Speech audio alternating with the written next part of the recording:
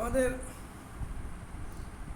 সুধী মহাজনের এনজিওগ্রাম সরকার মানবিক করিডোরের নামে আমেরিকার কাছে যে দেশটা বিক্রি করে দিছে বা দিবে, এখন যেভাবে শোনা যাচ্ছে কোনো রাজনৈতিক দলও সবাই ক্লিয়ার করছে না, এই সুধী মহাজনের উপদেষ্টা মণ্ডলীরাও ক্লিয়ার করছে না।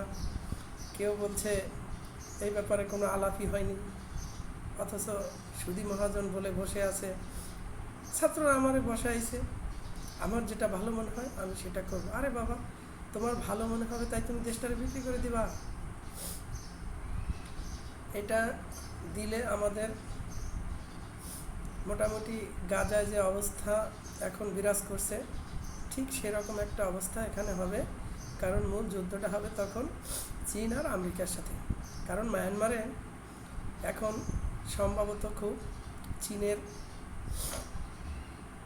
পন্থী যে আমেরিকা মানে তাদের হটাবার জন্য এখানে অং সান সুচিকে সাহায্য করার জন্য আসবে, তাদের একটা সুন্দর করিডোর দরকার, সেটা হচ্ছে এখানেই বাংলাদেশ দিয়েই সম্ভব।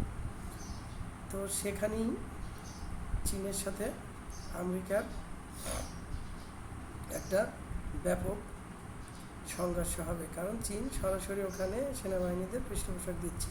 আর রাখাইনে যারা আর্মি, এরা হচ্ছে মূলত অং সান সুচিপন্থী বা আমেরিকাপন্থী।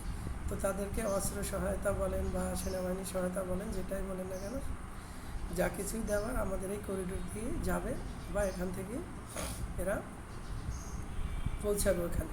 সেক্ষেত্রে সরাসরি আমরাও হামলার সম্মুখীন হতে পারি বা জড়িয়ে যেতে পারি। তাই যা কিছুই করুক না কেন, তবে দেশের স্বার্থে কী চুক্তি, কী শর্ত, এগুলো খোলাস করা দরকার। কারণ এগুলো দেশের জনগণের জানার অধিকার আছে। তাই অবশ্যই কোনো কিছু করতে হলে